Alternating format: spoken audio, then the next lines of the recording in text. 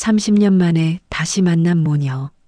하지만 딸은 문을 닫으려 했고 어머니는 젖은 손으로 문틀을 붙잡았습니다. 잠깐이면 돼. 잠깐만 비 피하고 가면 돼. 그 한마디에 쏟아지는 빗물처럼 묻어두었던 과거가 밀려왔습니다. 버림받았다고 믿었던 딸, 살리기 위해 떠났던 어머니, 그리고 아무도 몰랐던 또 하나의 비밀. 비가 내리는 날 닫혀있던 문이 열리고 새 여자의 삶이 다시 얽히기 시작합니다. 사연 시작 전 구독과 좋아요 눌러주신 후 지금 어느 곳에서 듣고 계신지 댓글로 알려주시면 그곳에 좋은 기운과 행복이 가득하길 진심으로 바라겠습니다. 저는 정은아입니다. 45살이죠. 서울의 작은 산부인과에서 간호사로 일하고 있어요. 평범하게 조용히 살아왔습니다. 아니, 살아왔다고 믿고 싶었어요. 그날도 평범한 하루였습니다. 병원은 늘 그렇듯 분주했고 저는 환자들 사이를 오가며 차트를 정리하고 있었어요. 그런데 신규 환자 명단을 확인하던 순간 손이 멈췄습니다. 박금화. 그 이름이 제 눈앞에 있었어요. 68세. 부산에서 올라왔다는 기록. 심장이 쿵 내려앉는 기분이었습니다. 설마 그 사람일까? 아니야. 동명이인이겠지. 흔한 이름이잖아. 하지만 제 발은 이미 그 병실을 향하고 있었어요. 문을 열었을 때 침대에 누워있던 여자가 고개를 돌렸습니다. 주름진 얼굴, 희끗한 머리카락, 그리고 그 눈빛. 30년이 지났어도 잊을 수 없는 눈빛이었습니다. 어머니였어요. 은하야. 어머니가 제 이름을 불렀습니다. 떨리는 목소리로요. 하지만 저는 아무 말도 할 수 없었어요. 그냥 차트를 내려놓고 병실을 나왔습니다. 숨이 막혔어요. 복도 끝까지 걸어가서 벽에 기댔습니다. 왜 하필 지금? 왜 내 앞에? 그날 저녁 집에 돌아와서도 잠을 이룰 수 없었어요. 20살 딸 수진이 걱정스럽게 물었습니다. 엄마, 괜찮아? 얼굴이 안 좋아 보여. 응, 괜찮아. 그냥 좀 피곤해서. 거짓말이었죠. 괜찮을 리 없었습니다. 30년 동안 지워버리려 애썼던 기억이 한순간에 되살아났으니까요. 다음 날 병원에 출근했을 때 어머니는 여전히 그 병실에 계셨어요. 담당 의사가 저를 불렀습니다. 정 선생님, 3일 병실 환자 말인데요. 보호자가 없어서 상담이 어렵네요. 혹시 연락 가능한 가족이 있는지 아세요? 모릅니다. 그렇군요. 상태가 좋지 않아서요. 말기 간암입니다. 항암 치료를 시작해야 하는데 본인이 거부하시네요. 말기 간암. 그 말이 귓가에 맴돌았어요. 어머니가 죽어가고 있다는 뜻이었죠. 그날 밤 퇴근 시간이 한참 지났는데도 병원을 떠날 수 없었어요. 발이 떨어지지 않았습니다. 결국 다시 그 병실 앞에 섰어요. 문을 열었을 때 어머니는 창밖을 보고 계셨습니다. 들어오렴. 뒤도 안 돌아보고 말씀하셨어요. 어떻게 아셨는지 모르겠지만요. 왜 치료를 거부하세요? 차갑게 물었습니다. 어머니는 천천히 고개를 돌리셨어요. 이제 치료해봤자 소용없어. 그냥 딸 얼굴만 한번 보고 싶었어. 보고 싶었으면 진작 오셨어야죠. 30년이나 지났는데. 미안하다. 미안하다고요? 그 말로 다 되는 줄 아세요? 목소리가 떨렸습니다. 참으려 했는데 참을 수 없었어요. 어떻게 5살짜리 애를 두고 떠날 수가 있어요? 어떻게 그럴 수가 있냐고요. 어머니는 아무 말도 하지 않으셨어요. 그냥 눈물만 흘리셨죠. 저는 더 이상 그 모습을 볼 수 없어서 병실을 나왔습니다. 집에 돌아왔을 때 비가 내리기 시작했어요. 부산에서 메시지가 왔습니다. 아버지였죠. 거의 연락하지 않는 아버지가 갑자기 문자를 보냈어요. 네 엄마 서울 갔다더라. 혹시 만났나? 답장하지 않았습니다. 아버지와도 사이가 좋지 않았으니까요. 어머니가 떠난 후 아버지는 술에 빠져 살았고 저는 친척집을 전전하며 자랐습니다. 18이 되자마자 부산을 떠났어요. 다시는 돌아가지 않겠다고 다짐하면서요. 그런데 이제 와서 어머니가 나타났습니다. 죽어가는 모습으로요. 며칠이 지났어요. 병원에서 어머니를 마주칠 때마다 외면했습니다. 하지만 어머니의 상태는 계속 나빠졌어요. 복수가 차고 황달이 심해졌습니다. 담당 의사가 다시 저를 찾았어요. 정 선생님, 환자분이 퇴원하시겠대요. 상태가 이런데 퇴원은 무리인데. 어디로 가신대요? 부산으로 돌아가신답니다. 혼자요. 그 말을 듣는 순간 가슴 한쪽이 무너지는 것 같았어요. 왜인지 모르겠지만 그냥 보낼 수 없었습니다. 그날 저녁 어머니의 병실로 갔어요. 어머니는 짐을 꾸리고 계셨습니다. 느린 손놀림으로요. 어디 가시려고요? 부산으로 내려가려고. 그 몸으로요? 응. 내가 살던 집이 있어. 거기서 조용히 있을래. 혼자요? 응. 어머니는 담담하게 대답하셨어요. 마치 모든 걸 포기한 사람처럼요. 왜 30년 만에 나타나신 거예요? 물었습니다. 정말 궁금했어요. 너 보고 싶었어? 죽기 전에 한 번만이라도. 그게 이유의 전부예요? 그래. 거짓말 같았어요. 뭔가 더 있을 것 같았죠. 하지만 어머니는 더 이상 말하지 않으셨습니다. 그날 밤 집에 돌아와서 수진에게 말했어요. 수진아, 엄마 잠깐 부산 다녀올게. 갑자기 왜? 무슨 일 있어? 응. 할머니가 편찮으셔서. 할머니? 아빠 쪽 할머니 말하는 거야? 수진이 놀란 표정으로 물었습니다. 저는 수진에게 친정 이야기를 거의 한 적이 없었거든요. 아니, 엄마 쪽. 엄마 쪽 할머니가 계셨어? 돌아가신 줄 알았는데. 살아계셔. 근데 많이 편찮으셔. 수지는 더 묻지 않았어요. 제 표정을 보고 뭔가 심상치 않다는 걸 알았나 봅니다. 다음 날 어머니와 함께 부산행 기차를 탔어요.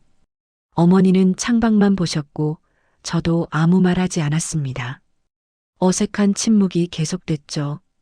부산역에 내렸을 때 비가 내리고 있었어요. 어머니가 가리키는 대로 택시를 타고 오래된 주택가로 향했습니다. 좁은 골목길을 지나 낡은 단독주택 앞에 섰어요. 여기야. 어머니가 말했습니다.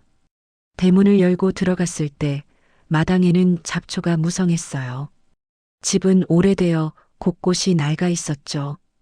혼자 여기서 사셨어요? 응. 20년 넘게. 집 안으로 들어갔습니다. 먼지가 쌓여 있었고 곰팡이 냄새가 났어요. 하지만 어머니는 익숙한 듯 안방으로 들어가 앉으셨습니다. 이제 가봐. 와줘서 고마워. 혼자 있으실 건가요? 응. 괜찮아. 괜찮을 리 없었어요. 하지만 어머니는 더 이상 말하지 않으셨습니다. 저는 그냥 서 있었어요. 가야 하는데 발이 떨어지지 않았죠. 그때 밖에서 빗소리가 더 거세졌습니다. 억수같이 쏟아지는 비였어요. 마치 30년 전 그날처럼요. 그날도 비가 왔죠. 제가 말했습니다. 어머니가 고개를 들었어요. 그날도 이렇게 비가 왔어요. 엄마가 나를 두고 떠난 그날도 어머니의 눈에 눈물이 고였습니다. 미안해. 미안하다는 말 말고 다른 건 없어요? 왜 떠났는지, 왜 돌아오지 않았는지 말해봤자 변명밖에 안 돼. 그래도 듣고 싶어요. 나도 알 권리가 있잖아요. 어머니는 한참을 말없이 앉아 계시다가 천천히 입을 열었습니다. 네 아버지가 술만 마시면 손을 들었어. 나한테도 너한테도 알고 있었어요. 어렸을 때 기억이 희미하게 남아 있었죠. 그날도 아버지가 술을 마시고 들어왔어. 그런데 이번엔 달랐어. 칼을 들고 있었거든. 칼을요? 응. 나보고 죽여버리겠다고 했어. 그래서 도망쳤어. 너를 데리고. 어머니의 목소리가 떨렸습니다. 근데 너무 급하게 나오다 보니까 내가 넘어져서 다쳤어. 머리에서 피가 났고 병원에 데려가야 했는데 돈도 없고 아버지가 쫓아올까봐 무서웠어. 그래서요? 그래서 파출소 앞에 너를 두고 왔어.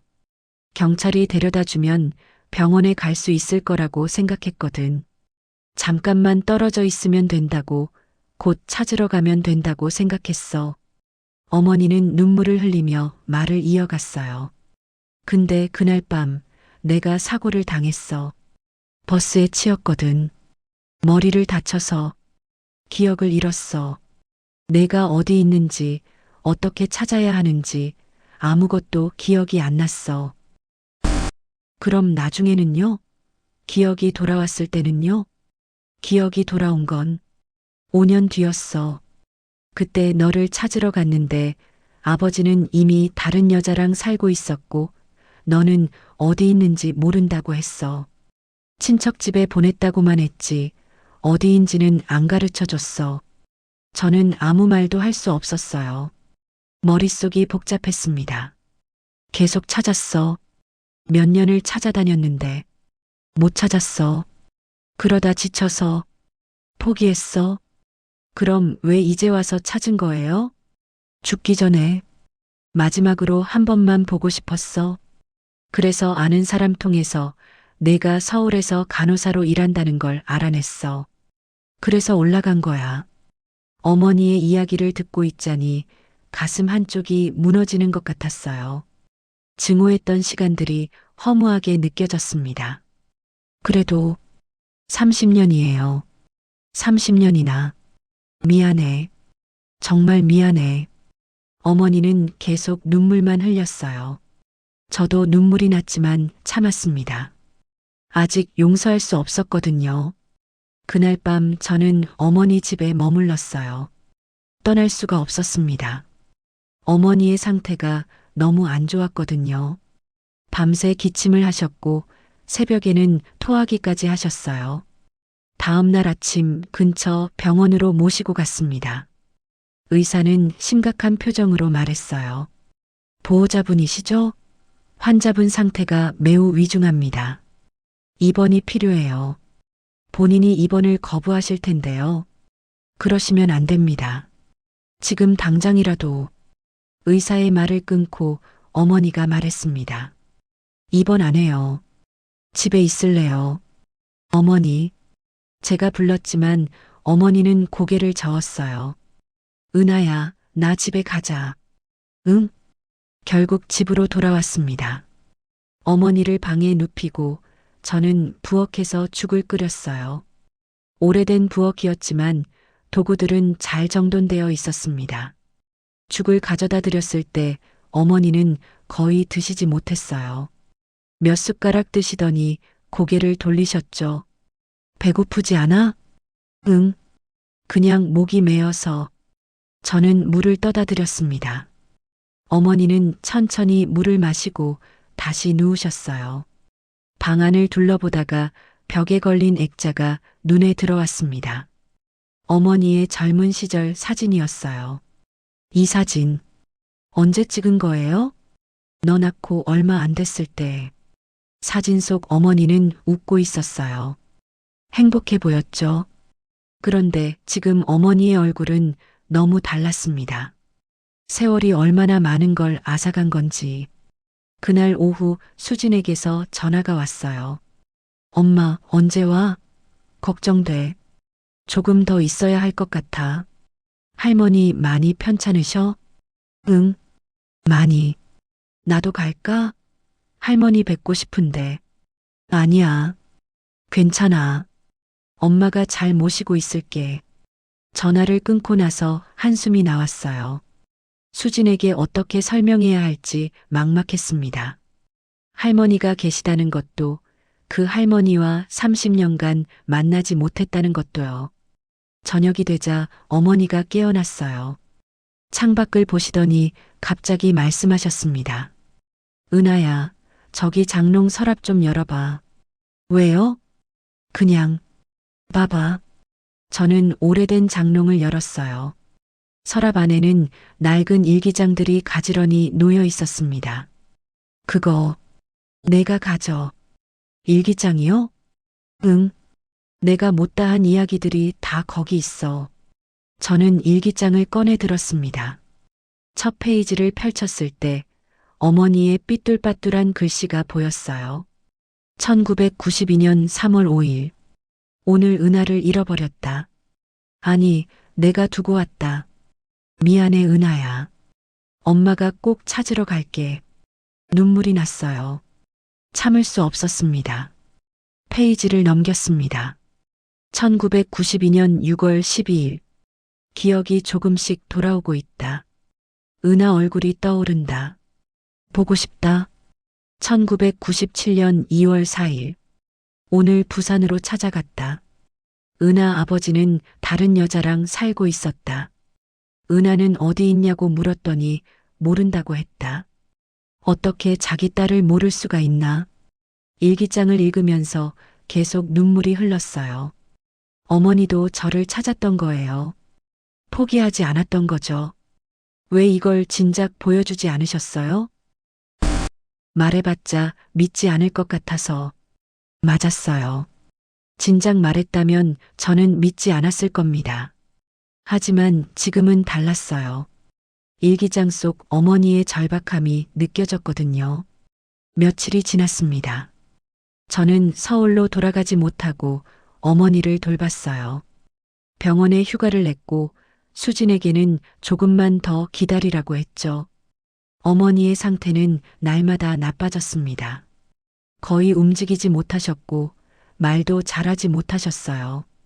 그런데도 어머니는 제 손을 꼭 잡고 계셨습니다. 어느 날 밤 어머니가 갑자기 말했어요. 은하야, 너한테 미안한 게 하나 더 있어. 뭔데요?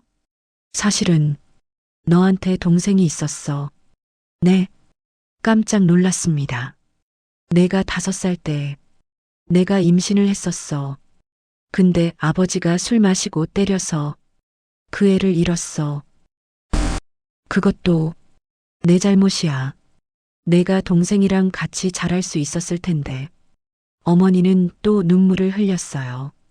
저도 가슴이 아팠습니다. 어머니가 얼마나 많은 걸 잃었는지 알 것 같았어요. 괜찮아요. 엄마 잘못이 아니에요. 고마워. 그렇게 말해줘서. 그날 밤 저는 어머니 옆에서 잠들었어요. 어머니의 손을 잡고요. 그리고 꿈을 꿨습니다. 어린 시절 어머니와 함께 놀던 꿈이었어요. 행복했던 순간들이요. 다음 날 아침 수진이 갑자기 부산으로 내려왔어요. 깜짝 놀랐죠. 엄마, 나도 할머니 뵙고 싶어서 왔어. 수진아, 괜찮아. 혼자 있기 심심했어. 그리고 엄마 힘들 것 같아서. 수진은 짐을 들고 집 안으로 들어왔습니다. 어머니는 수진을 보더니 눈물을 흘렸어요. 손녀구나. 이렇게 예쁜 손녀가. 안녕하세요, 할머니. 저 수진이에요. 수진은 어머니 곁에 앉았어요. 어머니는 수진의 손을 잡고 한참을 바라보셨죠. 네 엄마 닮았다. 예쁘네. 감사해요, 할머니. 수진은 자연스럽게 어머니와 이야기를 나눴어요. 저는 그 모습을 보면서 마음이 복잡했습니다. 수진은 어머니를 처음 만났는데도 따뜻하게 대했거든요. 저처럼 원망하지 않았어요. 그날 오후 수진이 청소를 하다가 일기장들을 발견했습니다. 엄마, 이게 뭐야? 할머니 일기장이야. 읽어봐도 돼? 응, 괜찮을 것 같아. 수진은 일기장을 읽기 시작했어요. 저는 부엌에서 저녁을 준비하고 있었는데 갑자기 수진이 울먹이는 소리가 들렸습니다. 엄마, 왜 그래? 할머니가 엄마를 이렇게 많이 찾으셨어? 응, 엄마, 할머니 너무 힘드셨겠다. 수진은 눈물을 흘렸어요. 저도 모르게 눈물이 났습니다. 수진이 다가와 저를 안았어요. 엄마도 힘들었지? 응, 이제 할머니랑 화해해. 응, 할머니 시간이 얼마 없잖아. 수진의 말이 맞았어요. 어머니의 시간이 얼마 남지 않았다는 걸 알고 있었죠. 하지만 어떻게 화해해야 할지 몰랐습니다. 그날 밤 어머니가 다시 말했어요. 은하야, 내일 날씨 좋으면 바다에 갈 수 있을까? 바다요? 응, 너랑 바다 가고 싶어. 옛날에 자주 갔잖아. 희미한 기억이 떠올랐어요. 어렸을 때 어머니 손을 잡고 바다에 갔던 기억이요. 알았어요. 내일 가요. 다음 날 날씨가 맑았어요. 저와 수지는 어머니를 휠체어에 태우고 해운대로 갔습니다. 바다는 잔잔했고 햇살이 따뜻했어요. 와, 예쁘다. 수진이 감탄했습니다. 어머니도 바다를 보며 미소 지으셨어요. 오랜만에 보는 어머니의 미소였죠. 은하야, 저기 모래사장에 내려가자. 괜찮으세요? 힘드실 텐데. 괜찮아. 모래 밟고 싶어. 저와 수지는 어머니를 부축해서 모래사장으로 내려갔어요. 어머니는 신발을 벗고 모래를 밟으셨습니다. 그리고 눈을 감고 바람을 느끼셨죠. 좋다. 정말 좋아. 할머니, 사진 찍어 드릴까요? 수진이 물었고 어머니는 고개를 끄덕이셨어요. 수진은 휴대폰으로 어머니 사진을 찍었습니다. 그리고 저에게도 같이 찍자고 했죠. 엄마, 할머니랑 같이 찍어. 나는 괜찮아. 엄마, 제발. 할머니가 원하시잖아. 수진의 눈빛을 보니 거절할 수 없었어요. 저는 어머니 옆에 섰고 수진이 사진을 찍었습니다. 30년 만에 찍는 모녀 사진이었죠. 바다에서 돌아온 후 어머니의 상태가 급격히 나빠졌어요. 숨쉬기조차 힘들어 하셨습니다. 병원으로 모셔가야 했지만 어머니는 계속 거부하셨어요. 집에 있을래? 여기서. 어머니, 병원 가셔야 해요. 싫어. 은하야, 엄마 여기 있게 해줘. 어머니의 목소리는 간절했어요. 저는 더 이상 억지로 할 수 없었습니다. 그날 밤 어머니가 또 말했어요. 이번에는 더 떨리는 목소리로요. 은하야, 사실 너한테 말 안 한 게 또 있어. 뭔데요? 너, 동생이 한 명 더 있어. 심장이 멎는 것 같았어요. 네, 무슨 말씀이세요? 나, 부산에 내려와서 사람을 만났어. 너를 찾아다니다가 만난 사람이었는데 그 사람이 많이 도와줬거든. 그래서 그 사람이랑 살게 됐어. 그리고 아이가 생겼어. 그럼 그 아이는 어디 있어요? 어머니는 눈물을 흘렸습니다. 죽었어. 3살 때 사고로. 내가 잠깐 한눈판 사이에 차에 치였어. 그 애도 내 잘못으로 잃은 거야. 어머니는 목 놓아 울었어요. 저도 가슴이 무너지는 것 같았습니다. 그래서 그 사람이랑도 헤어졌어. 그 사람이 날 원망했거든. 당연하지. 내가 아이를 지키지 못했으니까. 어머니, 나는 아무것도 지키지 못했어. 너도 동생도 그 아이도. 어머니의 고백을 들으면서 깨달았어요. 어머니도 피해자였다는 걸요. 폭력적인 남편, 기억상실, 아이의 죽음. 어머니가 겪은 고통이 제가 겪은 것보다 더 컸을지도 몰랐습니다. 엄마. 저는 처음으로 어머니를 엄마라고 불렀어요. 엄마, 이제 그만 괜찮아요. 다 괜찮아요. 은하야. 엄마 잘못이 아니에요. 정말로요. 어머니는 제 손을 꼭 잡았어요. 그리고 계속 울었죠. 저도 같이 울었습니다. 30년간 쌓였던 벽이 그렇게 무너졌어요. 다음 날 낯선 남자가 집을 찾아왔습니다. 50대 중반쯤 되어 보이는 남자였어요. 혹시 박금아 씨 계신가요? 누구신데요? 저는 오태식이라고 합니다. 금아 씨 아는 사람인데. 그 순간 어머니가 방에서 나왔어요. 아니, 나오려다가 비틀거렸죠. 제가 얼른 부축했습니다. 태식 씨, 어머니는 그 남자를 보며 눈물을 흘렸어요. 금아 씨 소식 듣고 달려왔어요. 많이 편찮으시다고. 어떻게 알았어요? 동네 사람들한테 들었어요. 왜 연락 안 했어요? 남자의 목소리에는 원망이 섞여 있었어요. 어머니는 고개를 숙였죠. 저는 그제야 깨달았습니다. 이 사람이 어머니가 말했던 그 사람이구나. 돌아가신 아이의 아버지. 들어오세요. 저는 남자를 안으로 안내했어요. 남자는 어머니를 부축해서 방으로 데려갔습니다. 저는 주방에서 차를 준비했죠. 방에서 두 사람의 이야기 소리가 들렸어요. 왜 이렇게까지 된 거예요? 미안해요. 병원 가기 싫었어요. 금아 씨, 이러시면 안 되잖아요. 이제 다 끝났어요. 태식 씨도 이제 그만 잊어요. 못 잊어요. 어떻게 잊어요? 남자의 목소리가 떨렸어요. 저는 차를 들고 방으로 들어갔습니다. 차 드세요. 고맙습니다. 혹시 금아 씨 따님이신가요? 네. 아, 많이 닮으셨네요.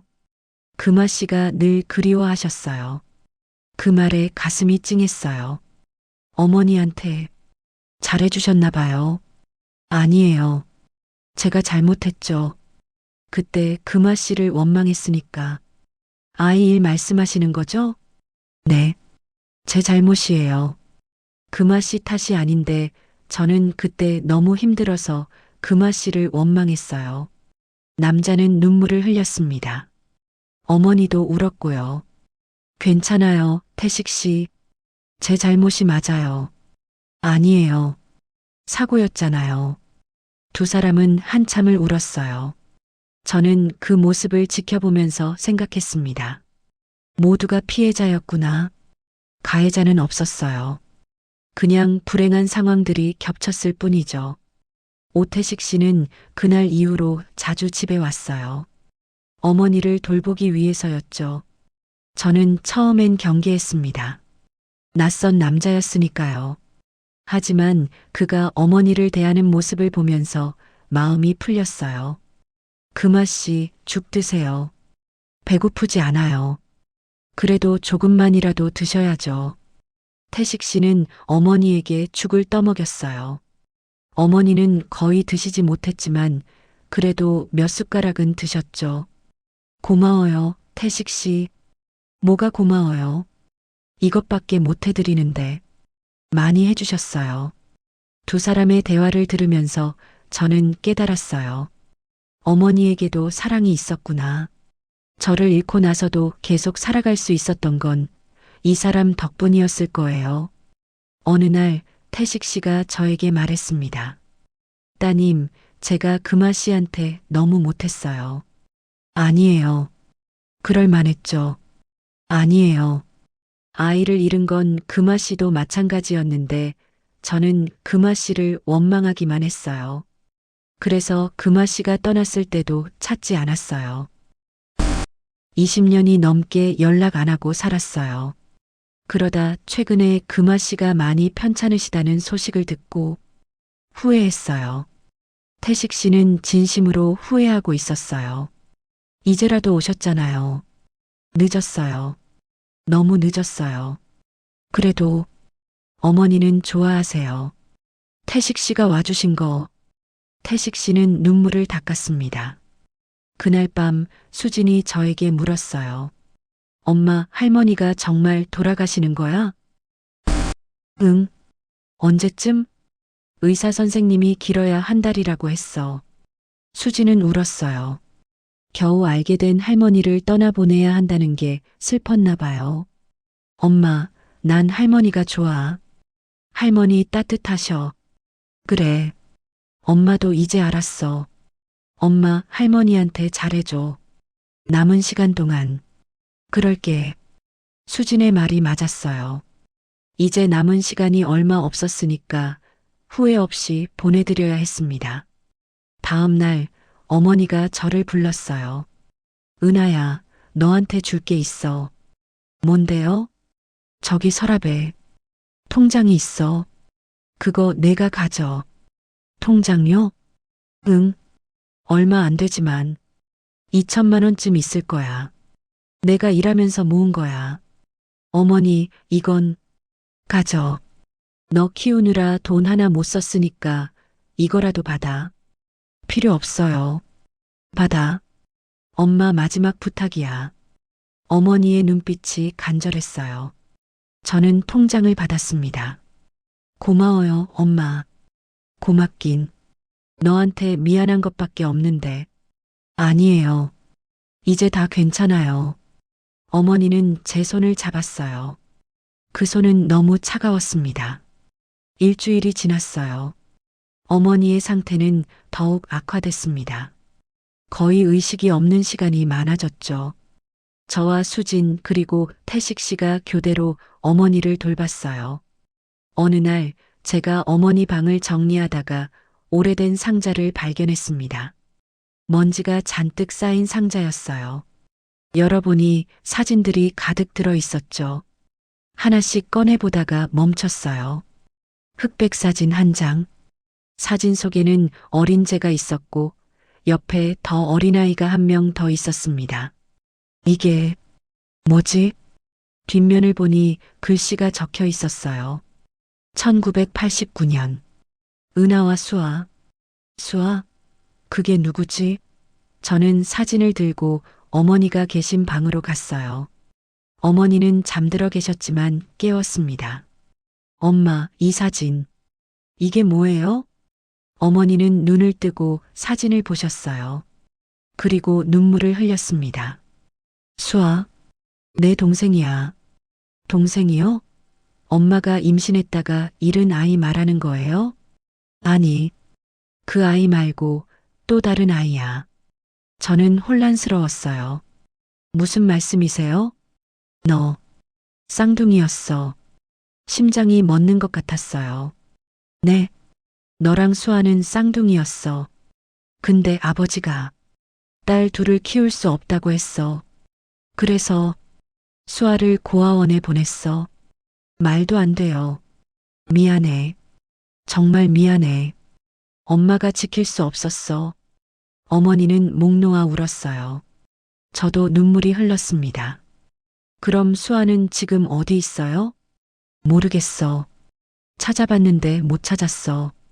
어떻게 찾아봤는데요? 고아원에 연락했더니 입양됐다고 했어. 어디로 갔는지는 모른다고. 저는 주저앉았어요. 쌍둥이 동생이 있었다니.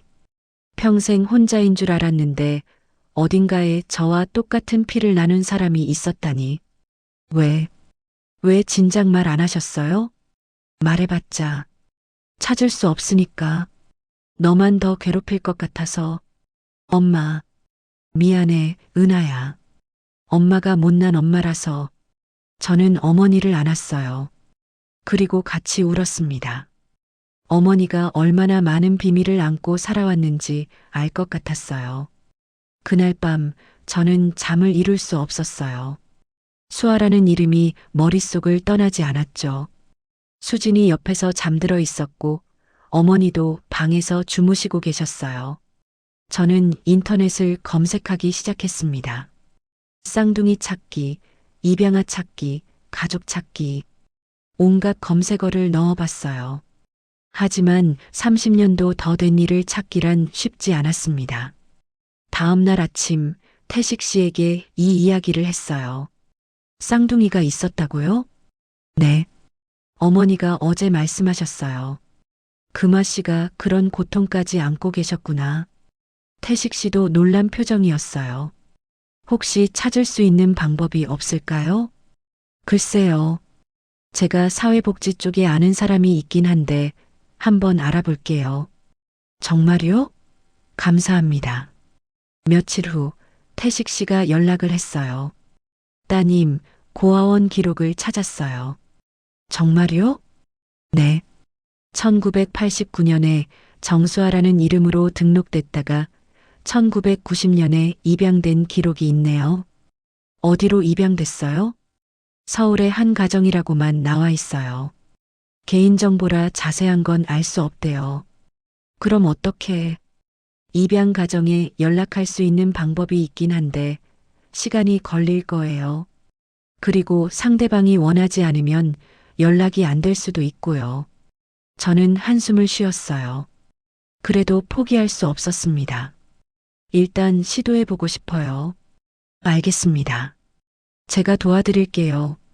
그날 저녁 어머니에게 이 소식을 전했어요. 엄마, 수아 기록 찾았어요. 정말?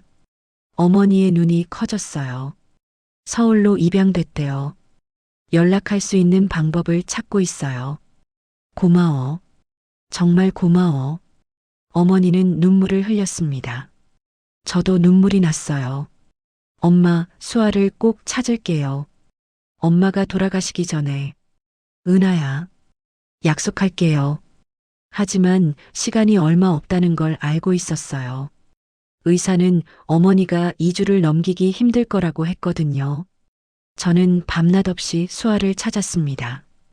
입양기관에 연락하고 SNS에 글을 올리고 방송국에도 제보했어요. 하지만 답은 오지 않았죠. 일주일이 지났어요. 어머니는 이제 거의 말을 하지 못하셨습니다. 의식도 희미했죠. 저는 어머니 옆에서 손을 잡고 계속 말했어요. 엄마, 조금만 버텨요. 수아 찾을 때까지만. 어머니는 눈물만 흘렸어요. 그런데 그날 오후 태식 씨에게서 전화가 왔습니다. 따님, 연락이 왔어요. 정말요? 네. 입양 가정에서 연락이 왔어요. 수아 씨가 생모를 만나고 싶다고 하네요. 저는 소리쳤어요. 진짜요? 언제 만날 수 있어요? 내일 서울에서 만날 수 있대요. 제가 같이 가겠습니다. 감사합니다. 정말 감사합니다. 저는 얼른 어머니에게 달려갔어요. 엄마, 엄마, 수아 찾았어요. 내일 만날 수 있어요. 어머니는 눈을 떴어요. 그리고 미소를 지었습니다. 오랜만에 보는 환한 미소였어요. 정말 찾았어? 네. 내일 서울에서 만나요. 엄마도 같이 가요. 나는 못 갈 것 같아. 아니에요. 갈 수 있어요. 꼭 가야 해요. 어머니는 고개를 끄덕였어요. 눈물을 흘리면서요. 다음 날 저는 어머니를 휠체어에 태우고 서울로 향했어요. 태식 씨와 수진도 함께였죠. 기차 안에서 어머니는 계속 창밖을 보셨어요. 괜찮으세요? 응, 괜찮아. 수아를 만날 수 있다니. 믿기지 않아. 곧 만나요. 조금만 기다려요.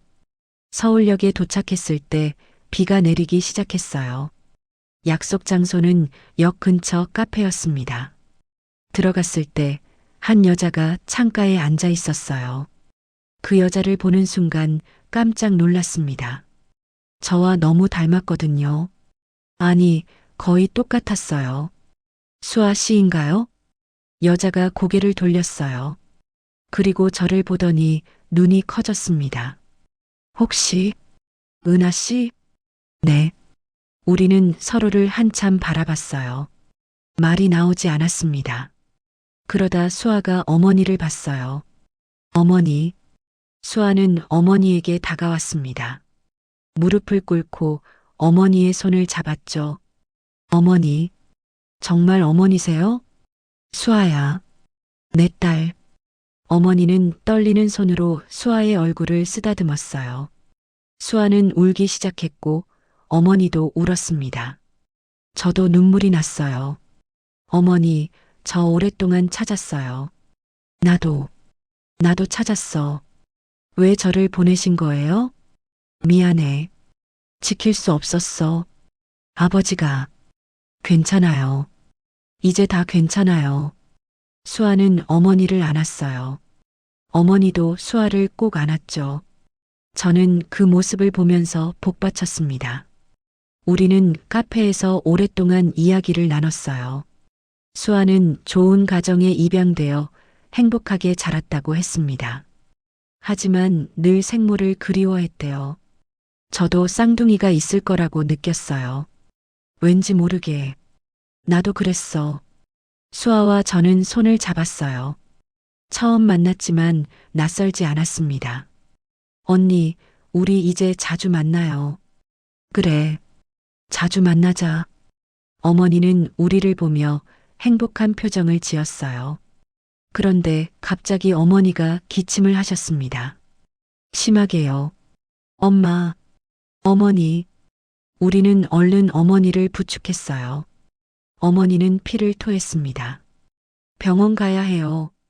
태식 씨가 택시를 불렀고 우리는 급히 병원으로 향했어요. 응급실에 도착했을 때 어머니는 의식을 잃으셨습니다. 의사가 나와서 말했어요. 시간이 얼마 남지 않으셨습니다. 마음의 준비를 하세요. 그 말에 모두 무너졌어요. 수아는 울었고 수진도 울었습니다. 저도 눈물을 참을 수 없었죠. 중환자실에 들어갔을 때 어머니는 산소 마스크를 쓰고 계셨어요. 우리는 어머니를 둘러쌌습니다. 엄마, 엄마, 어머니, 저 여기 있어요. 수아예요. 어머니는 눈을 떴어요. 우리를 보며 미소 지으셨죠. 내 딸들, 다 모였네.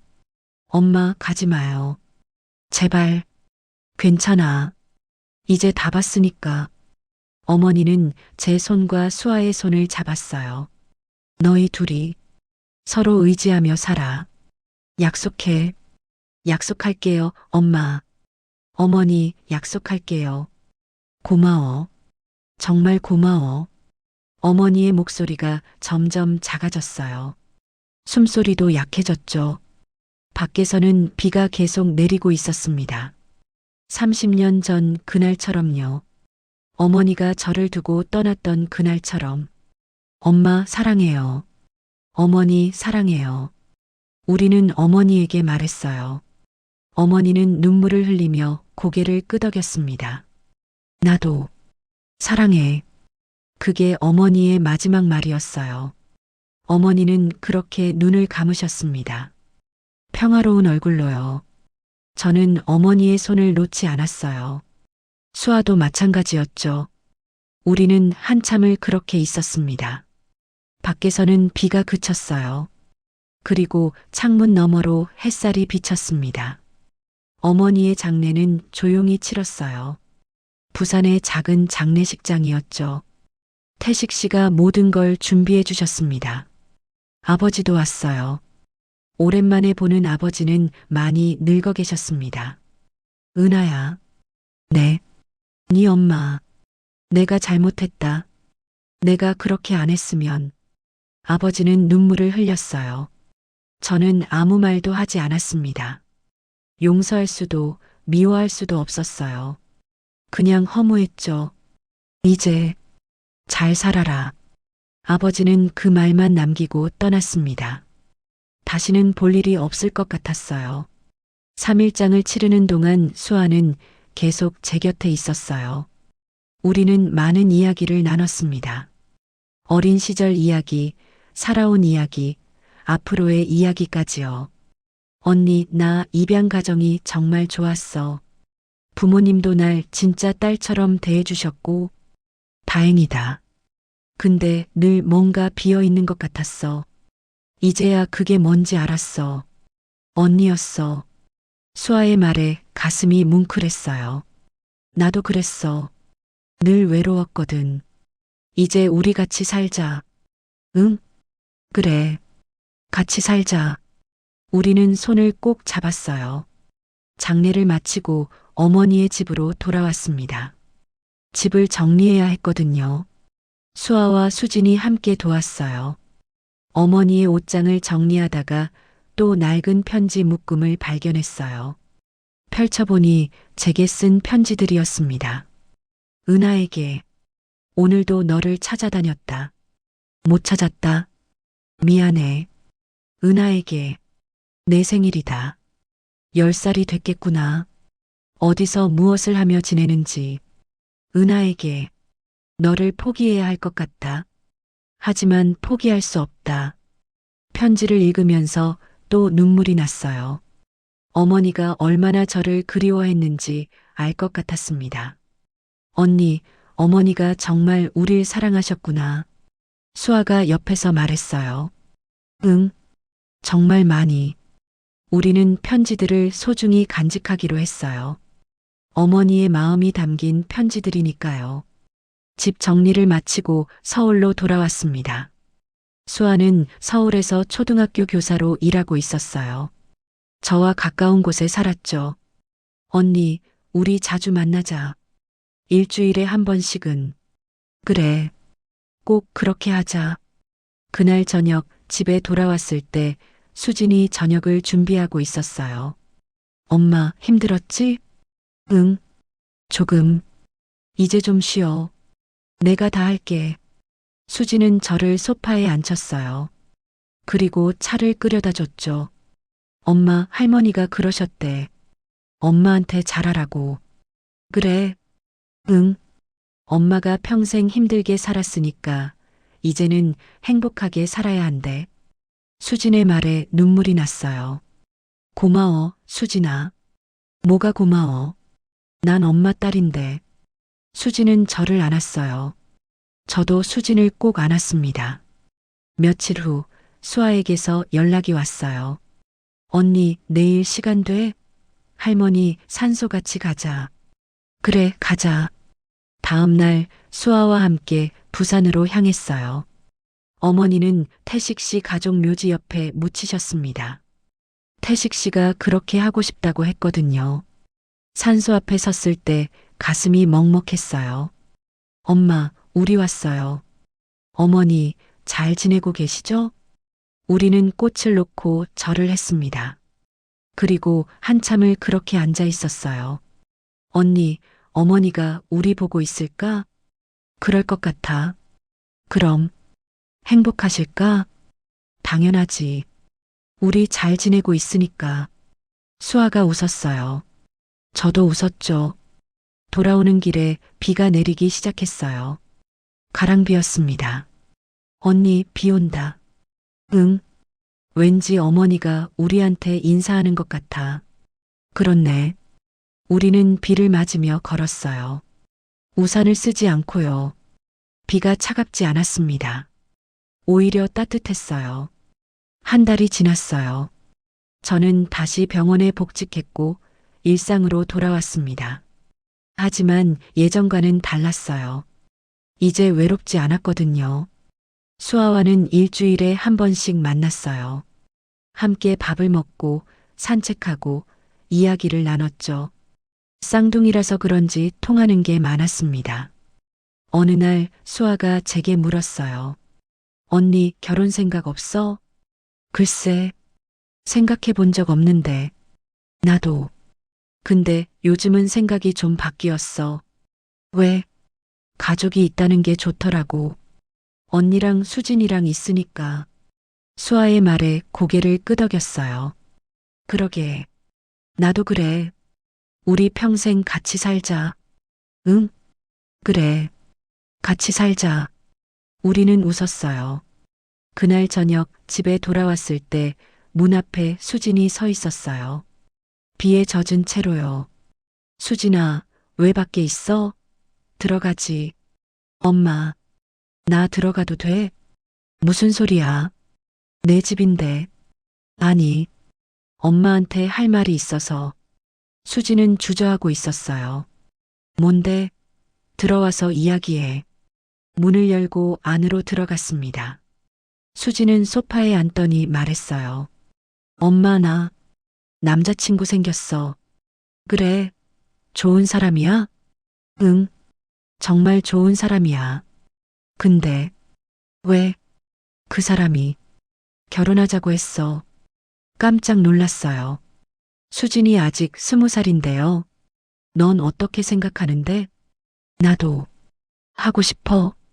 근데 엄마 혼자 두고 가는 것 같아서. 괜찮아. 내가 행복하면 돼. 정말? 응. 엄마는 괜찮아. 이제 혼자 있어도 외롭지 않아. 왜? 수아 이모가 있잖아. 그리고 너도 자주 올 거고. 수지는 눈물을 흘렸어요. 엄마 고마워. 뭐가 고마워? 내가 행복한 게 엄마한테는 제일 중요해. 저는 수진을 안았어요. 수진도 저를 꼭 안았죠. 엄마 사랑해. 나도 사랑해. 그날 밤 저는 창밖을 보며 생각했어요. 어머니가 저에게 해주고 싶었던 말들이 이런 거였을까? 사랑한다고 행복하라고. 이제야 이해할 수 있었습니다. 어머니의 마음을요. 몇 달 후 수진의 결혼식이 있었어요. 작은 결혼식이었지만 따뜻했습니다. 수아도 왔고 태식 씨도 왔어요. 수진아, 축하해. 고마워요, 엄마. 행복하게 살아. 네, 엄마도요. 수진은 웨딩드레스를 입고 환하게 웃었어요. 그 모습을 보면서 생각했습니다. 이게 어머니가 바랐던 거구나. 딸이 행복하게 웃는 모습이. 결혼식이 끝나고 집으로 돌아왔어요. 빈집이었지만 외롭지 않았습니다. 수아가 곧 올 거니까요. 초인종이 울렸어요. 문을 열었을 때 수아가 서 있었습니다. 빗물에 젖은 채로요. 언니, 나 들어가도 돼? 30년 전 어머니가 했던 그 말과 똑같았어요. 저는 웃으며 문을 활짝 열었습니다. 들어와. 내 집이기도 해. 정말? 응. 우리 같이 살자. 수아는 환하게 웃으며 안으로 들어왔어요. 저는 문을 닫으면서 생각했습니다. 비가 오던 날 어머니가 문을 두드렸죠. 그때 저는 문을 닫으려 했어요. 하지만 결국 열었습니다. 그리고 지금 다시 비가 오는 날 동생이 문을 두드렸고 저는 기꺼이 문을 열었어요. 닫혔던 문들이 이렇게 하나씩 열리는 거겠죠. 용서와 화해, 그리고 사랑으로요. 밤이 깊어갔어요. 저와 수아는 거실에 앉아 차를 마시며 이야기를 나눴습니다. 언니, 우리 어머니한테 정말 감사해야 돼. 왜? 어머니가 우릴 다시 만나게 해주셨잖아. 맞았어요. 어머니가 아니었다면 저는 평생 수아를 모르고 살았을 거예요. 그러게. 정말 감사해. 언니, 우리 어머니처럼 살지 말자. 무슨 뜻이야? 후회하면서 살지 말자. 사랑하는 사람한테 사랑한다고 말하고 미안하면 미안하다고 하고. 그래. 그렇게 살자. 우리는 손을 잡았어요. 그날 밤 꿈을 꿨습니다. 어머니가 나오는 꿈이었어요. 어머니는 환하게 웃고 계셨습니다. 그리고 말했죠. 잘했어, 은하야. 이제 행복하게 살아. 엄마, 수아도 잘 부탁해. 너희 둘이 의지하면서 살아. 알았어요, 엄마. 꿈에서 깼을 때 베개가 젖어 있었어요. 울었나 봐요. 창밖을 보니 해가 떠오르고 있었습니다. 새로운 하루가 시작되는 거죠. 저는 일어나 수아가 자고 있는 방으로 갔어요. 조용히 문을 열고 들어가니 수아가 평화롭게 자고 있었습니다. 고마워, 엄마. 동생을 돌려줘서 마음속으로 어머니에게 말했어요. 그리고 부엌으로 가서 아침을 준비했습니다. 수아가 좋아하는 된장찌개와 계란말이요. 어머니가 만들어주시던 것들이죠. 언니, 뭐 하는 거야? 수아가 일어나 부엌으로 왔어요. 아침 준비하는 거. 배고프지? 응. 근데 언니가 요리할 줄 알아? 몰라. 근데 해보려고. 우리는 웃었어요. 그리고 함께 식탁에 앉았죠. 잘 먹겠습니다. 잘 먹겠습니다. 평범한 아침이었어요. 하지만 행복했습니다. 이제 더 이상 혼자가 아니니까요. 식사를 마치고 수아가 말했어요. 언니, 오늘 날씨 좋은데 산책할까? 좋아. 우리는 집 근처 공원으로 나갔어요. 가을 햇살이 따뜻했습니다. 나뭇잎들이 바람에 흔들리고 있었죠. 언니, 저기 봐. 벤치에 앉아 있는 저 모녀. 수아가 가리킨 곳을 봤어요. 젊은 엄마와 어린 딸이 함께 앉아 있었습니다. 엄마는 딸의 머리를 쓰다듬고 있었고, 딸은 행복하게 웃고 있었어요. 예전에 우리도 저랬을까? 수아가 물었어요. 그랬겠지. 어머니가 우릴 사랑했으니까. 그치? 우리는 그 모녀를 한참 바라봤어요. 그리고 다시 걷기 시작했죠. 공원을 한 바퀴 돌고 집으로 돌아왔을 때 우편함에 편지가 한 통 들어 있었어요. 태식 씨로부터 온 편지였습니다.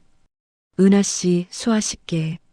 금아 씨의 사진첩을 정리하다가 이 사진들을 발견했습니다. 두 분께 드리고 싶어서 보냅니다. 금아 씨가 평생 간직했던 사진들입니다. 편지와 함께 사진들이 들어 있었어요. 어머니의 젊은 시절 사진, 저와 수아의 어린 시절 사진, 그리고 어머니 혼자 찍은 사진들이요.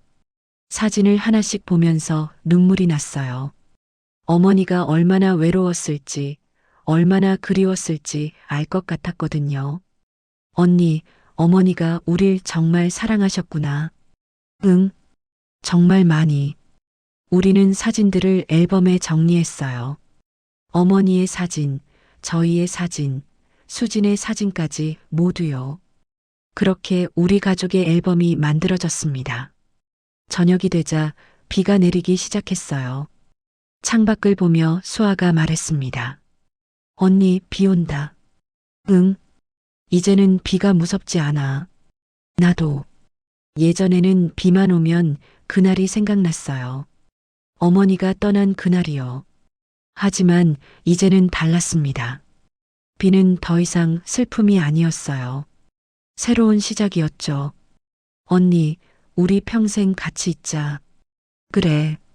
평생. 우리는 창밖을 바라봤어요. 비는 계속 내렸지만 마음은 따뜻했습니다.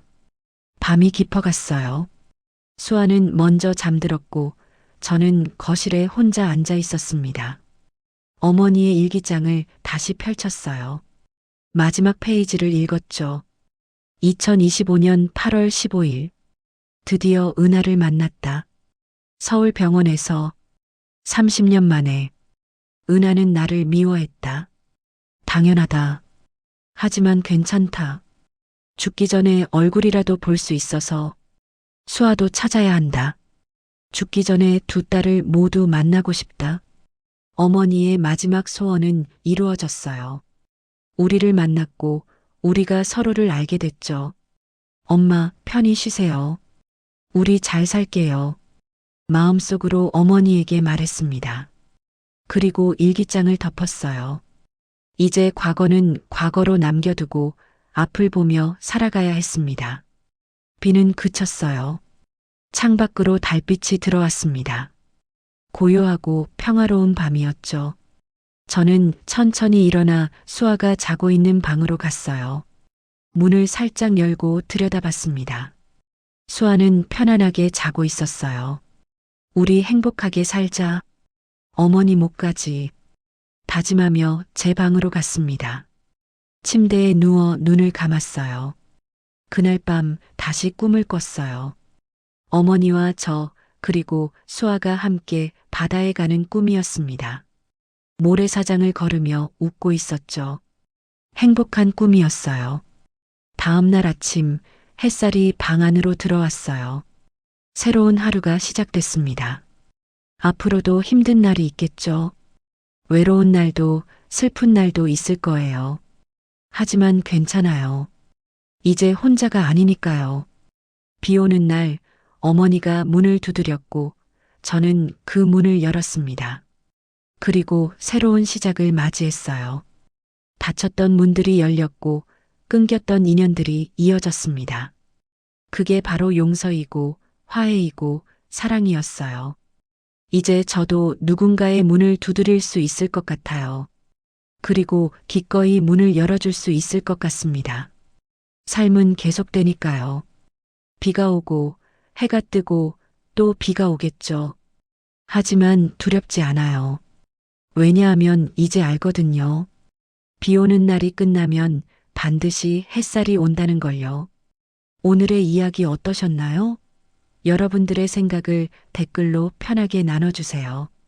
구독과 좋아요를 꼭 눌러주시면 더 좋은 이야기를 들려드리는데 큰 도움이 됩니다.